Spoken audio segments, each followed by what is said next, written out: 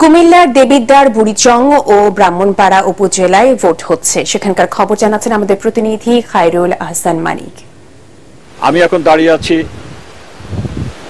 দেবিদ্বারের তেবাড়িয়া সরকারি প্রাথমিক বিদ্যালয় কেন্দ্রে।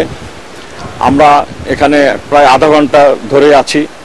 এখানের ভোটার উপস্থিতি খুবই কম।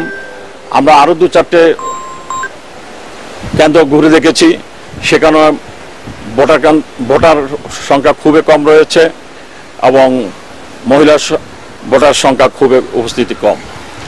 বেলা বাড়ার সাথে সাথে হয়তো ভোটার সংখ্যা বাড়তে পারে বলে স্থানীয়রা বলছেন।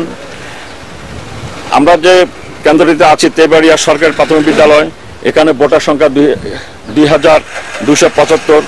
সকাল 9:30টায় মাত্র 120টি ভোট কাস্ট হয়েছে। প্রিসাইডিং অফিসার আশা করছেন যে বেলা বাড়ার সাথে সাথে ভোটার সংখ্যা আরো বাড়তে পারে। খায়রুল হাসান মানিক, এটিএন বাংলা, কুমিল্লা।